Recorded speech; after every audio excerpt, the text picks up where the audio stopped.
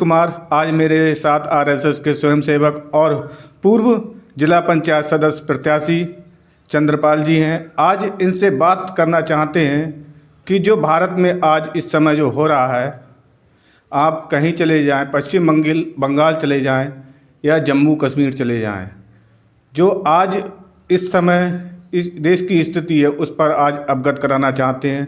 सबसे पहले सर आपका धन्यवाद हमारे साथ जुड़ने के लिए। आप अपना पूरा परिचय मैंने तो बता दिया, लेकिन आप भी बताएं। मैं चंद्रपाल सिंह, पूर्व जिला पंचायत सदस्य प्रत्याशी, और मैं आरएसएस से संबंधित स्वयंसेवक हूँ। गांव कनमन का रहने वाला हूँ। आपको सबको ज्ञात है कि हमारे देश में इस समय बड़ी विषम परिस्थितियाँ चल रही हैं, जिनको फेस करना बहुत ही मुश्किल हो रहा है। एक समुदाय विशेष इस तरह से हमारे देश को गुमराह कर रहा है और प्रताड़ित कर रहा है, काश के ऐसा दूसरा समुदाय भी करने लग जाए तो क्या होगा। गृह युद्ध की स्थिति पैदा हो रही है। जो पुलवामा में कल घटना घटी है वो बहुत ही निंदनीय, घोर निंदनीय कृत्य किया गया है, जिसकी जितनी निंदा की जाए वो कम है।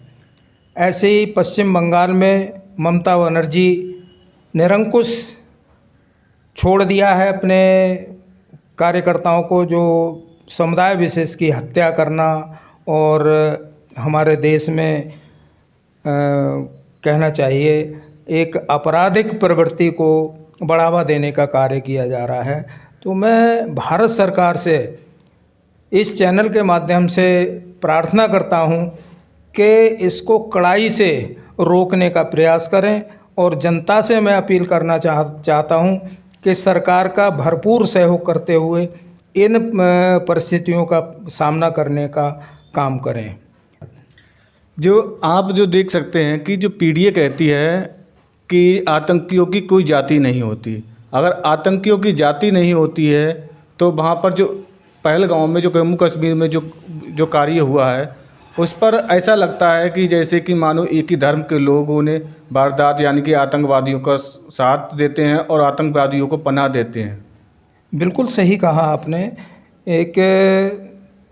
हालांकि ये तो सही है कि आतंकवादी का कोई धर्म नहीं होता, लेकिन जो आतंकवादी पकड़ा जाता है या जो आतंकवादी गतिविधियों में संलिप्त होता है वो एक ही समुदाय के क्यों होते हैं। तो इससे तो साफ जाहिर होता है कि आतंकवादियों का एक धर्म विशेष होता है। भाई दूसरे धर्म भी तो हैं जो कभी भी इस कृत्य में आगे नहीं आते, ना उनका कोई नाम आता है, तो एक ही समुदाय का नाम क्यों आता है। तो इससे तो साबित होता है कि आतंकवादियों का धर्म होता है। जो लोग ये कहते हैं कि आतंकवादियों का धर्म नहीं होता, ये भी एक मिथ्या है। अगर धर्म नहीं होता तो वहाँ पुलवामा में नाम पूछ कर हत्या क्यों की गई। अगर नाम पूछकर, इसका मतलब दूसरे समुदाय का होता उसे छोड़ दिया जाता, और शायद अगर निकला हो तो वो उसे छोड़ दिया गया होगा। एक धर्म विशेष के लोगों को ही टारगेट किया गया। इससे तो साबित होता है कि धर्म होता है आतंकवादियों का, वो अपने धर्म के लिए आगे काम कर रहे हैं। तो मैं भारत सरकार से पुनः अपील करना चाहता हूं कि ऐसे समुदाय को कठोर कार्रवाई करते हुए उनके कृत्य को कुचलना चाहिए। धन्यवाद। जैसे मैं अब देखते हैं आप जब इलेक्शन आता है, इलेक्शन में कहते हैं गंगा यमुना तहजीब, लोग चर्चा करते हैं। अगर गंगा यमुना तहजीब होती तो आखिर जी ऐसा कृत्य क्यों होता। गंगा जमुनी तहजीब तो ये कहने के लिए बना दिया गया है ताकि सौहार्द बना रहे, लेकिन सौहार्द को बिगाड़ने का जो कृत्य कर रहे हैं उनके लिए गंगा जमुना हो या कोई अन्य तहजीब हो वो व्यर्थ है। ये तो उन लोगों के लिए है जो शांति प्रिय लोग हैं। जो शांति प्रिय लोग हैं उनके लिए तो कोई भी तहजीब हो सर्वोपरि है।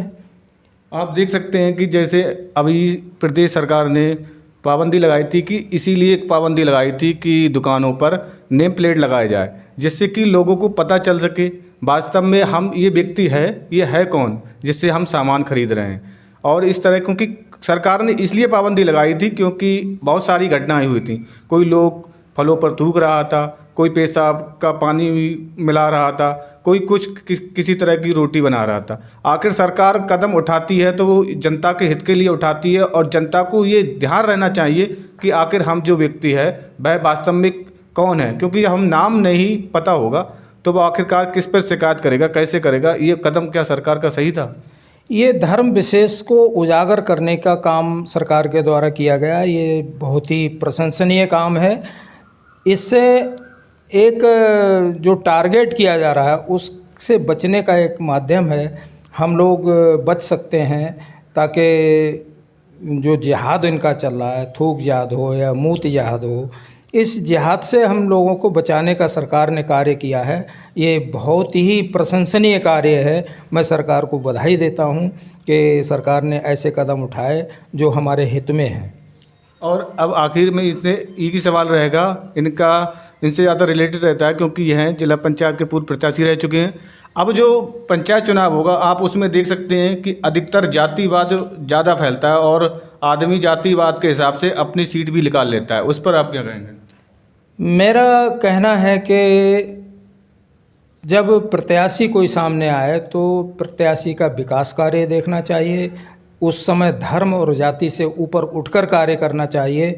जो विकास कार्य करेगा, जो पब्लिक के साथ में घुल मिल के रहना पसंद करेगा, जो व्यक्ति अपने को समर्पित करना चाहता हो, ऐसे व्यक्ति को चुन के मैदान में लाना चाहिए। मैं जनता से अपील करता हूँ कि सोच विचार कर कार्य करें। मतदान करते समय ये ना देखें कि ये मेरा भाई है, ये मेरे धर्म का है, ये जाति का है। इस चीज़ से हट के कार्य करें तो ज़्यादा बढ़िया होगा, सुशासन अच्छा चलेगा, विकास कार्य अच्छे होंगे। बस यही कहते हुए मैं अपनी वाणी को विराम देना चाहूँगा। धन्यवाद। तो चंद्रपाल जी के लिए जुड़ने के लिए बहुत बहुत धन्यवाद, क्योंकि मैंने उससे कुछ कड़वे कुछ कठिन सवाल पूछे थे, उनने सरलता से जवाब दिया।